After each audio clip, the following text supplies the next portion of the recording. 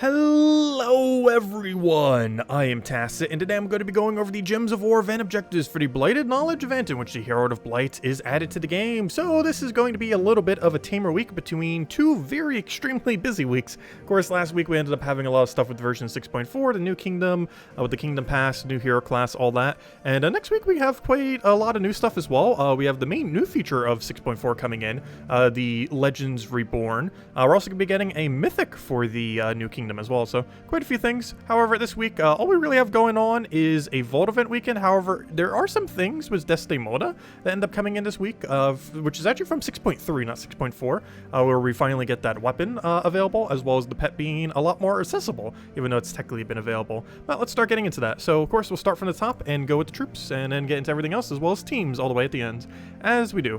So Arcane is actually pretty relevant this time around. A lot of times it's just kind of been glossing over, just kind of mentioning like, hey, there it is. However, this one is actually extremely relevant this time around. As some of you might know, there are a lot of really good green-purple empowers out there. Of course, the first one that comes to mind is Leprechaun. However, it is I'm pretty sure out of any color in the game, it has the most amount of empowers relative to that color. So definitely make sure to stock up a lot of really good things to end up upgrading if you haven't already. 200 glory each. Anyways, as far as the troop itself, it is unfortunately not in that worth upgrading category. It's pretty underwhelming. It's going to be good in Arena, but outside of Arena, you're basically never going to use this in your team. It destroys a row, and that means you gain mana accumulation for it as well, and it curses and diseases the first two enemies, then it deals some damage to them, boosted by green gem destroyed at a 3x boost ratio. So if you hit two of them, it'll end up doing 6 additional damage to both the two individual enemies. And aside from that, has pretty standard traits for one of the heralds. As far as the heralds, they normally have like an armored into Death Touch, quite a few of them anyways. So nothing really too different there. It has leader as well, since you tend to use it in first slot. Overall, not really something you're going to bother using onto your team. It just doesn't do enough to really justify ever putting on it compared to other troops that exist. So apparently Tribute's ready, I'll go grab that. Anyways, next, of course, event key drop table is a Bladelands event. So as far as what's in the drop table, we just click over to troops, click over to Kingdom of Blighted Lands, and sort it by show all. Actually sort it by as well base rarity. We can end up seeing every single thing that is from Bladelands. As far as what's available in the drop table, there are multiple things that are not, so do be wary of that. Let me just double check to make sure I don't miss one, as there actually are numerous. I believe there are 6 here, if I'm not mistaken. Yes. So the 6 troops that are not obtainable from the event key drop table include Nocturnia, which of course is from the Fel Roost faction, as well as the other ones that are marked with Fel Roost, as per usual. Any of them that are double marked are from the faction. The Devil. This was actually an October event. We have had like one instance where we could get it since. However, aside from that, it is an Evoke key drop table. So that's like the main way you get it. However, you need 5 of them, unlike other tarot cards where you only generally need 1 of it to do whatever you need to craft. This makes some Trick or Treat weapon, which gives like all positive and all negative stats effects, all positive to yourself, all negative to whatever you target. Overall, it's not really worth using compared to Mirror of Reflection or Essence of Evil. However, it's still good. It can occasionally be used. Not the devil itself, but, you know, the thing it crafts. And the other thing that is not in the drop table is the Doom of Flame. It is only available during Red Dooms, and Doom event comes around once every 11 weeks in the current state of the game. Anyways, everything else that you see here is indeed in the event key drop table. And overall, Bladelands, nothing really too good. It's a very average kingdom, nothing over the top as far as like viability. There's a couple empowers here, like if I actually type in empower right here, I believe there's 2, and they come into play on Guild Wars occasionally. We have blue to purple as well as yellow to purple, which oddly enough is actually kind of good on yellow Guild War Day to deny your own yellow. We actually did that with Astral Spirit the other day, actually literally yesterday for yellow Guild War. We used Astral Spirit for. However, you can also use her for the same thing and have it off of empower as well, similar to the other troop. But anyways, overall pretty underwhelming. Inferno King can be okay occasionally, but everything else here just doesn't tend to do that much on most teams. Hellcat can occasionally. Just a lot of very average things aside from the empower options here. The main benefit from actually opening event keys is it's a pretty skippable week, but if you are going to be upgrading, the main reason you do it is a magic-based kingdom. Magic, of course, being the best extra +1 stat you can have from any kingdom. So if you're opening event keys for any reason, it's generally not to actually get specific drops. It's to get this higher, or not that higher, but specifically to power level, as it is now currently possible to get to power level 24. However, the most useful ones are, of course, 5, 10, and 20. So if you want to make the push to 10 or 20, might be worth considering if you have the event keys to do so, as that would be the main benefit for actually opening event keys. Otherwise, nothing really worth going for. It's mostly just for extra stats, particularly extra extra magic, which is really good. But that's the only reason you'd really open event keys for the most part this week. Anyways, next we have the guild-related event, and it is about as straightforward of a reward event as we can get. It's basically just rarity order and don't take the heralds. Obviously, you'll be forced to take the heralds pretty often. However, the other 2 rooms are worth more, but just try not to take the heralds if you can. If you see anything that isn't a herald, take that. However, you'll be forced into pure heralds quite often, and yeah, that's pretty much all you have to do. It's a night yellow restriction, which does mean we have access to Guard's Avatar and to Sir Quentin Hadley, which is pretty fun. Of course, this does lead to not too many options. Knight's definitely not the best of typings. I actually ended up showing it even on the cheaper team, Sir Quentin Hadley on it. He is pretty vital due to his 50% mana start to Knights. If you do need something cheaper, Knight Coronet spam can end up working out pretty well. Triple Paladin, though a little bit risky, does a lot of focus damage because he's kind of like Rowan, but he only hits 1 target. He boost ratios off his armor. Unfortunately, it's 1-to-1 instead of 2-to-1. However, he does still boost ratio off his armor, and is basically like a single target Rowan in a sense, so you can kind of multi-up on that. As far as cheaper summoners, Sir Gawain, mass summon 1-to-3, actually, oddly enough, among one of the better summoners in the entire game. Really good for just keeping down you, making sure you don't die, and just keeping you alive if you need an option like that. But overall, definitely not the best selection. Not too many things that can hit all enemies. Most of them are going to be like single tapping or double tapping really hard, like Paladin or Knight Coronet and such. But we do have a really good safe summoner, so it might be a little bit slower if you don't have some of the better mythics and higher rarity stuff that can do damage. However, you should be able to survive pretty well due to Sir Gawain, as well as other just tankiness in general regarding knights. Anyways. So, but yeah, pretty straightforward. We do have extra spell damage as well, so you can end up running an AoE weapon. The cheapest way that you can end up running an AoE weapon for this event includes running with, where's that one? 250 wins on the... Where'd it go? There it is. But yeah, from the one for Drifting Sands, if you get 250 wins on that hero class, you end up getting Dancing Daggers. This will be your main cheapest option if you were looking for an AoE option. Your next best, if you want to go higher rarity, would be Dawnbringer, and basically like kind of use a Dawnbringer in front of like a Sir Gawain or something similar, because you need to make sure you don't block Sir Gawain on his color. Obviously, he'll be blocked on yellow, but you want to make sure he's not blocked on red, and kind of do it like that, and just have like one other brown on your team, and you'll be good to go. I believe I showed that for the cheaper team here, once we get around to that. Anyways, so that's that. As far as events going on this week, there are not that many. It is a very tame week this week. Tuesday, we're going to be having a Fell Roost. That's a yellow-purple restriction as far as that. Wednesday, we are getting something. Wednesday and this weekend. Wednesday, we're getting the Desdaemona pet. We also have the Desdaemona weapon in Soulforge. So these were 2 things that were added in version 6.3 that a lot of people probably don't have yet. Well, the weapon for sure, almost everyone doesn't have. The pet is technically in a drop table already, like you could literally get it right now. However, the chance of you specifically getting it as your drop is, of course, exceedingly unlikely, though you may already just found it or found some of the other ones. But this is the 2nd pet that they ever added, and the 3rd weapon from the 6.3 as far as like guaranteed chance to get them. So yeah, hopefully we'll finally have all those rotate around in the near future. Aside from that, this Thursday we're going to be having the class event for Diabolist. Unfortunately, Diabolist, very underwhelming hero class, among one of the worst in the entire game. And this Friday, we're going to be getting a Vault Weekend, so it's a really great week to just kind of catch up. It's a very good catch-up week in the game, where not too many events going on, literally just getting stuff from 6.3 if you haven't already gotten it. Well, the weapon you can't, but the pet. And yeah, there's a Vault event that you can go farm this weekend to catch up on a bunch of resources, so really great catch-up week. Anyways, troops, there is pretty much no troops worth getting. As far as options this week, Famine's like a kind of okay drainer, but he's from Apocalypse, which means he does not contribute at all to Kingdom upgrades, meaning literally every troop in the entire game is better than him to some degree, just because even though he's ever so occasionally used on teams, he supplies nothing to Kingdom upgrades, so he's among one of the last things you'd want to get, even though he's not completely useless. But yeah, overall, it's pretty much a skip on all of them. If there was any one I would maybe consider if you just really wanted to craft something this week, it might be Pharaoh Nefertania, just because she's a little bit gimmicky in what she can end up doing. She has a Death Mark, for final trait while having Curse on her ability, making her one of the only few Curse death markers in the entire game. She also has Disease to go with it. So she kind of has that gimmick. It's a gimmick you're generally not going to use, as Death Mark is an extremely inconsistent effect. She can also end up reapplying Death Mark to the same target, which is not only an issue because, well, you're not getting more Death Marks onto the enemy team, but also because it refreshes the timer on it. So it's pretty inconsistent. If she did Death Mark to like all enemies on an extra turn, like 50% of the time or something similar, or even if it was like 30% of the time, like, you know, all enemies at once, just make it a percent base, she would have been so much stronger. But the biggest issue with doing it one at a time is, of course, you can keep replying it to the same, and that's very detrimental, especially for something like Death Mark, where it does not want to keep reapplying. It just wants to place it down, let it sit, and then have them hopefully RNG die to a Death Mark. Because if you keep reapplying it, you keep resetting the insta-kill chance.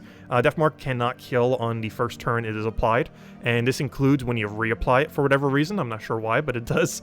So the first turn that you keep reapplying, even if they're already Death Marked, they will still... It refreshes the timer, but it also refreshes the one turn of invincibility to Death Mark. So it's kind of problematic if you keep just spamming Death Mark on the opposing team, and that's generally what she does and why she's generally not used. But overall, pretty underwhelming for Mythics this week in Soulforge.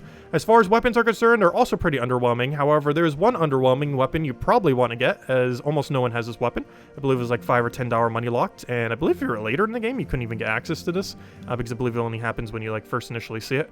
But we got this weapon, Desdaemona's Bolt. It's a weapon you will absolutely never use. However, if you're getting it for completion's sake, this is pretty much the first time most people have access to it. It deals damage to an enemy if Desdaemona is on your team and inflicts 2 stacks of bleed. Something you'll absolutely never use. However, for completion's sake, this is pretty much the first time it has been accessible. So if you're going for everything, make sure to get it. Otherwise, there's pretty much nothing worthwhile as far as Blighted Lands weapon. I guess if you really, really want to get one, you probably want to get like one of the double creators. That's not it. One of the double creators like this one, where it ends up doing it based on Blighted Lands. You get like a red-purple thing.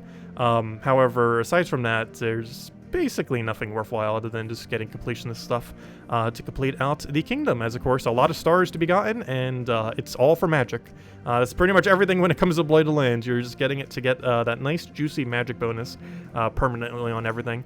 Anyways, so let's go over all the teams. This one you kind of already saw, but let me explain a little bit more. This is O'Shea's Tome into Guards Avatar Surquan Hadley. Of course, Guards Avatar Surquan Hadley, pretty good for events where you're restricted from using better things. Like, it's not a bad team, but it's generally one of those teams that you only bring out when you can't use other things. We have to build it a little bit clunkier compared to normal. We don't have access to that many good mana accumulators, so the way that we went about this was using Elementalist with the O'Shea's Tome to get a bunch of explosions, and use the Lightborn Paladin, which creates 1 yellow per turn, but most importantly, it counts as a blue elemental, which gives us 8 additional explosions on O'Shea's Tome. Otherwise, we'd only have 8 due to using elemental plus it being blue, and we go up to 16 due to just having her on the team, which is very much worthwhile. So even though she's doing almost nothing other than creating a yellow, her main benefit is to give us 8 more explodes on O'Shea's Tome, so that O'Shea's Tome can actually do something. If you don't have O'Shea's Tome, you could run pretty much any explodey weapon. Obviously, you'd want to replace her out if you do end up going down that route, as she would be pointless at that point pretty much. So do make sure to do that if you are going a different weapon if you don't have O'Shea's Tome. But otherwise, that's pretty much the game plan. You just kill out with Sir Gawain Hadley, who has that nice AoE damage. And Sir Gawain, going to be really good if you happen to have it. Highly advise running it if you do. Not only is it 50% knight start when you're restricted to knights, which already, by default, that alone is already good. However, there are a lot of knights that do not use blue or yellow, and the fact that it gets to deny both of these is very, very strong. As you can see in this team right here, we do not use purple, nor do we use green. And quite a few knight teams will be like that, where you will likely not use either of the two, particularly yellow knights. Anyways, next we have a cheaper version of it. I do show the legend on this one. You can replace this out with like a second knight coronet or something to end up using brown off of Sir Gawain. If you get lucky, who knows, maybe we'll even summon one, because Sir Gawain can summon stuff you don't even own as well. However, this is pretty much the team. If you don't, this was what I was mentioning earlier. If you have Dawnbringer, you want to place Dawnbringer behind Sir Gawain, and just so he's not blocked on red. However, if you don't have Dawnbringer, you get 250 wins on the Drifting Sands hero class, and that will give you Dancing Daggers, which is the cheapest, most accessible yellow full AoE weapon, and you can end up using that. It is full mana blocked, however, you'll get it eventually when you're getting down on the team. You also have to keep in mind you're likely running with Enchant during the event. You're also going to be able to have the 50% mana start, assuming you're using Sir Gawain, so you're not really blocking it that much since it's only a 6 mana kind of in your way. And of course you could double Yellow Banner so you can get that a little bit better. You can also go the other hero class if you want. We're currently using Elementalist here. Unlike the other team that kind of wants to use Elementalist, you can use any class you really want. So if you want to go get EXP for the new hero class that came out last Friday, you can end up doing that too, and change out for Geomancer. With that being said, I actually do show Geomancer on these next two, as you do have to do quite a few battles with these, even if you're just going for, you know, the standard Tuesday event, and you can get a lot of EXP as each one of those battles end up giving 2. So this is a team I actually used on Yellow Guild Ward the other day. what was this, Friday? I think this was Friday's team. But anyways, Yellow Guild War, and it was pretty funny. Did it do well? No. Did it win all 5 battles? Yes. However, at least that means it's pretty safe. It's really good at not dying, I'll give it that. But this weapon in general, I knew it was kind of good when it first came out, but I definitely underestimated how good it actually is. It has Barrier on Self, Bless on Self, Summon, and Mana Accumulation. It is really insanely good at not dying, especially on the hero class like Geomancer. This actually will be replaced on this team in the future, which is actually one of the other reasons I wanted to show it, because I didn't really mention this in a video yet. However, there is a green-yellow explodey weapon that we're going to be getting in the next few weeks on a given Friday. Which Friday? I actually don't remember. I think it's in 3 Fridays from now. But we're going to be getting a green-yellow explodey weapon that's basically the construct version, where you give a positive status effect to all constructs. This will help this team a lot because Finesse counts as a construct, and obviously when you're using the 50% Mana Star for Geomancer, you're also getting it for yourself, as well as those. And we're basically just using her here for Perpetual Yellowstorm. High Priestess Chazka. Basically, this allows us to Yellowstorm perpetually without using the Strix hero class. So this is pretty beneficial, as it allows us to use a different hero class so we can build weird teams like this. And you basically just keep spamming Finesse off of Mana Accumulation. Overall, works out pretty good. If I'm not mistaken, the first and final battle have quite a few yellow on them as well, so you can boost ratio off of that, as it does double damage to those things. And you can also build up stats by getting extra turns. Anyways, next we have a pretty standard Iron Getzugoff. This one does incorporate heroes, so we can get free Geomancer XP. You could still go the first slot version of High King Iron if you want. However, this is a safer version, as it's running with Geomancer, so we can get XP for it. But yeah, it's pretty standard High King Iron Getzugoff, just a different variant that's using Mountain Crusher as your main mana accumulator into Thrall, which is also kind of your mana accumulator. But one nice thing about Mountain Crusher is it also basically guarantees Perpetual Brownstorm for the rest of battle, which benefits Thrall to get an extra turn off of Brown and keep allowing you to spam High King Iron Get even more than normal. So overall, works out pretty nice. As far as Pure Faction is concerned, you use a nice diverse team of 4 Nocturnia. Your team by the final fight will not be 4 Nocturnia. It'll likely be who knows what, because there is a 50% chance to spawn a Fell Dragon egg with full mana on its death. There's also a 25% chance you'll summon a Fell Dragon egg, and that Fell Dragon egg can end up being transforming into any of the, or summoning any of the 3 other troops that are from the kingdom. So you're basically just going to have a diverse team by the end of it, most likely, if you start losing troops. However, it is best to start with the absolute strongest one of Nocturnia, and then you're just going to get a billion eggs that will become other random stuff as you're going on throughout the battle. So that's pretty much the game plan there. Your main gimmick is just to keep killing them with true damage. More often than not, you're not even going to lose a single Nocturnia, and even if you start losing them, you have a billion summons to prevent you from losing. So it's pretty overall one of the easier faction events, I would say. Summons definitely help the player a lot more than it helps the enemy due to how they keep summoning at a lower and lower level. So whereas you'll always max out at the level 20, so you're not actually getting anything any lower than you already would be. Anyways, so since yours is captain, theirs isn't. Anyways, next we have Diabolist class events. This is technically the last event that we have going on this week, given that we have a Vault weekend, which, you know, just standard Vault stuff. However, this Thursday, and actually on Thursday, unlike the Friday one, we do have a class event. It's just for Diabolist. Diabolist is one of the worst clear classes in the game, though that likely means you haven't actually leveled it all the way, which means you'll be able to get some free class XP for it, at least, if nothing else. But it's basically just black mana go into another AoE. We're using Archmages to give them a lot of mana. You could run the Geomancer if you want for the little bit of XP towards that, which is kind of funny, as you'd almost get more EXP for Geomancer as you would for the actual class itself. Not quite, but it'll look pretty close. But yeah, we're just using double empower. These were the 2 empowers I was talking about earlier. We have blue to purple, yellow to purple. Feed into those 2, cast them, win. And we're using Archmages so it goes quicker, and we'll be able to single cast, double cast, triple cast into victory. And that's pretty much the whole game plan there. Anyways, guys, that'll wrap it up for now. If you still have any other questions, feel free to leave it in the comment section below. As per usual, all the teams mentioned in this video will be in the description as well if you want to go and copy paste any of them. Definitely a bit of a tamer week, but last week we have a lot, and next week we also have a gigantic amount of things going on. So a great time just to kind of catch up on any kind of grinding. One of those main things being, of course, maxing out the hero class, as it requires a lot of XP, 5,050. With optimal methods, it takes like 28 hours, and there's barely even been 28 hours since it released. Well, I guess kind of. There's been, what, 3 days, 72 hours, so there's been enough time to max it for sure manually. However, if you're doing it like, let's say, what, 5 hours per day? That would get it done by about Wednesday. But of course, you can always just save all the grind for this Wednesday, which is what I'm doing for the rest of my grind. We're on like what? I think we're at like level 80 something. We'll probably reach like 90 by the weekend, and then this weekend we'll max it out. That's not the right class. That's also not the right class. There it is. We're at level, what are we at right now? 82, and of course, definitely a great week to go get that to 100, regardless of what it's currently at, particularly this weekend, where you could farm it off a vault weekend. Anyways, guys, I'll catch you guys later. Thank you so much for watching. Have a wonderful week. Bye, everyone.